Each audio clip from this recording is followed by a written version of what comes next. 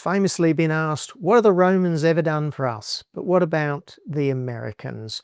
What have they done for us scientifically? And on this 250th anniversary of America, I think we need to remind ourselves. Nowadays, it's become very fashionable to criticize America. Too many people just don't like the fact that the US is the most powerful country on Earth today, and in fact the most powerful country ever. But we need to look at the achievements, especially the scientific achievements of the US, and how they've been put to good use to really appreciate what the Americans have done for us. Now, this video is similar to other videos I've done on the incredible achievements of the British and Jewish scientists, two other groups who are generally greatly underappreciated nowadays.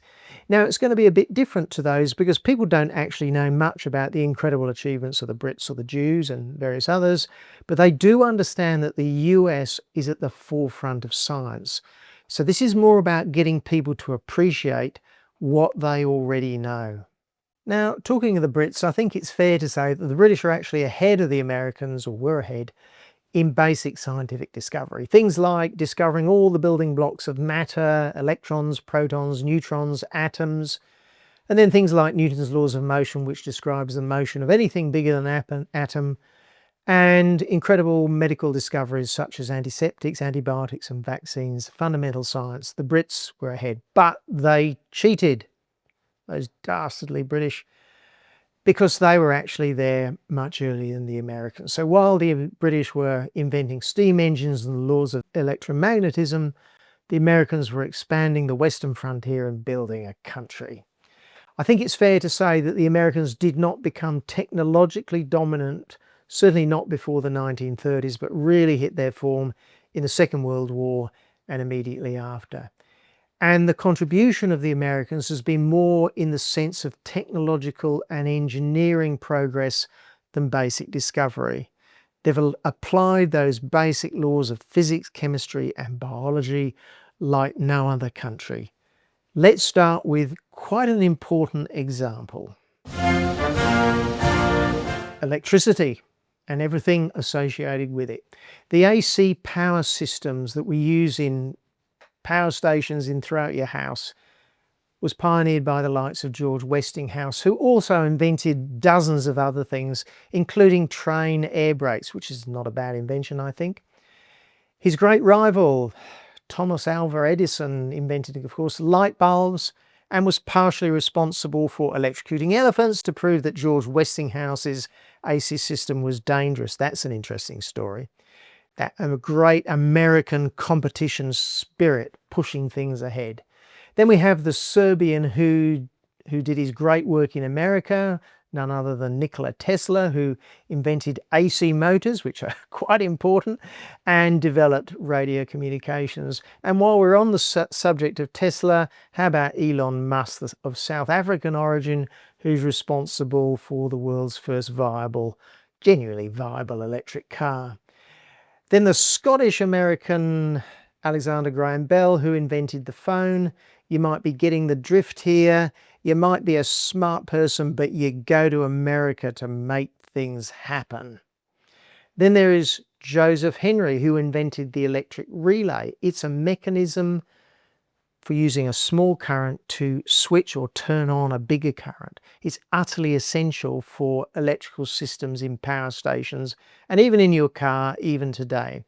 And to prove that Americans aren't just about doing applied stuff, we have the incredible Robert Millikan, who did a remarkable experiment to try to find the charge on an electron, the fundamental unit of charge.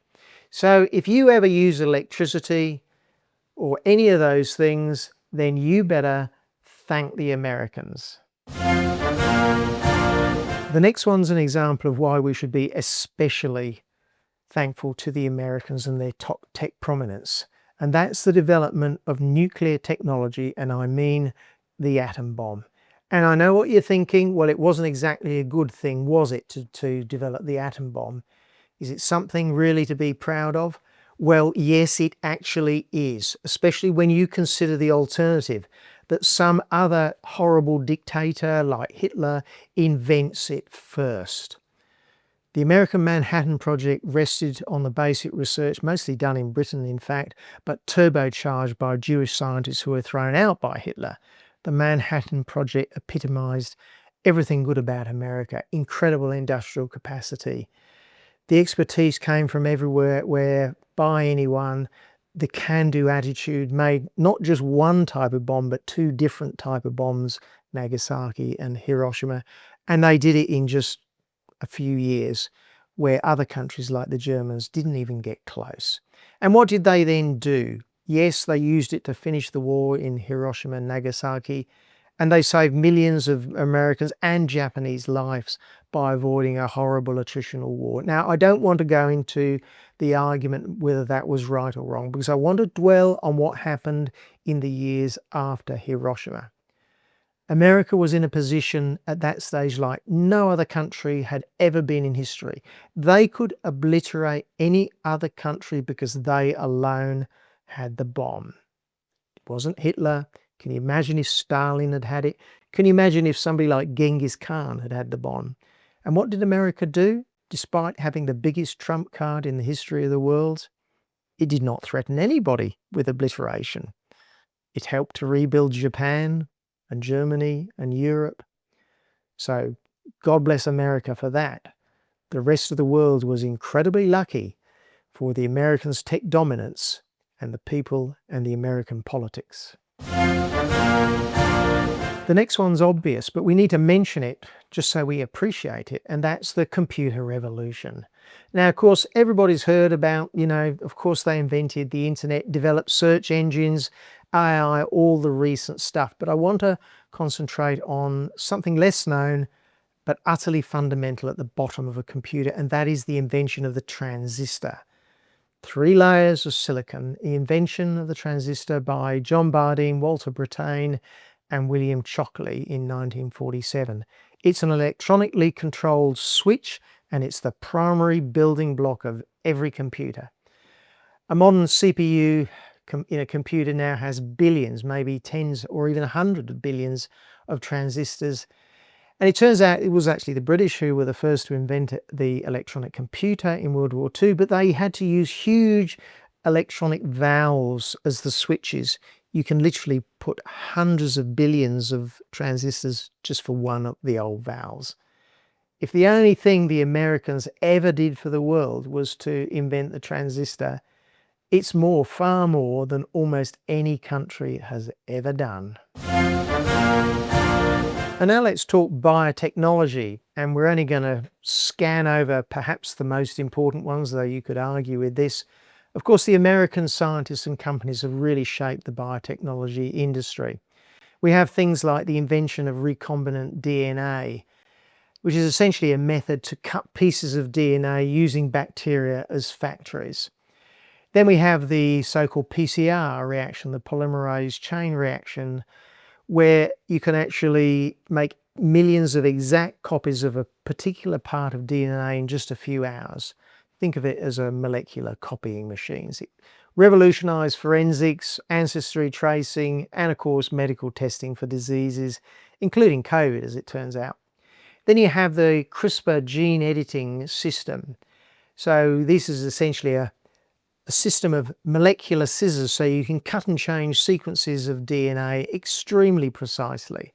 And this is now being used in research cures for genetic disorders and to improve crop resilience. And we must remember the remarkable invention of genetically modified crops. Yes, I know that a lot of people don't like this, but it's been a revolution in terms of food production. Genetically modified crops is feeding billions of people around the world. And of course, we have the minor invention of the airplane by the Wright brothers. But actually, the US have been at the forefront of aeronautical development right from the beginning. And it's not just the theoretical and technical development, it's the ability to build them cheaply and strong. Planes like the DC-3, the Boeing 707, the Boeing 747, and the safety systems that are inside those aircraft. Next time you fly, thank the Americans, even if you're flying on an Airbus, because much of those aircraft and the technology behind them is US developed. Now, the next one is something that is not appreciated, especially nowadays, and that's the ability to extract oil and gas actually out of the ground. Because after all, where would we be without oil? And the ability to produce vast quantities of plant food, carbon dioxide, and as a side product, power our cars and our aeroplanes and things like that. And the Americans were always at the forefront of oil extraction. It's actually an incredible technological feat to be able to suck black sludge or gas from 1,000 feet below the surface. The Americans were there right at the beginning. Edwin Drake, who was the first to have a commercial oil rig in Pennsylvania. But then there's the marine offshore oil rigs. So you have the likes of Alden Dock Laborde, who revolutionized deep sea drilling by creating mobile oil rigs. And then much more recently, we have fracking. The crazy people hate fracking for gas. They really should have used a different name. I think people would have liked it much more. It's essentially underground. There are vast quantities of hydrocarbon gas and oil which are locked up in very, very hard rock and very, very difficult to get out. The easy stuff is actually just a small percentage of all the gas that's in the ground. And you have to microscopically just put little cracks into that rock and the gas flows. And this development of fracking has allowed the US to become a dominant hydrocarbon source, which has already unlocked huge reserves of this wonderful material. It was George Wilson's team who successfully pioneered the injection of water, sand, and some very benign chemicals, combined with being able to drill horizontally, and they made it cheap and easy to pull vast amounts of energy out of the ground. Aren't the Americans wonderful? And on the subject of oil, we need to conclude with what many would regard as the greatest invention in history. I'm sure you can guess what it is. The American small block V8. God, I love that noise. Okay, well, I've run out of time, and I'm sure many of you are thinking, but you didn't mention such and such, so I guess I'm sorry, but actually I'm not, because in fact the whole point is that it's not possible to do a short video or even a long video on all the groundbreaking tech and discoveries that came out of the US. The problem is that the Americans have just done too much. So you see, it's their fault again. It's always their fault, it seems, nowadays. So for those of you who don't like America, maybe you need to have a bit of a reappraisal. Next time you turn on a light, use electricity, or do any of those sorts of things where the Americans are behind it.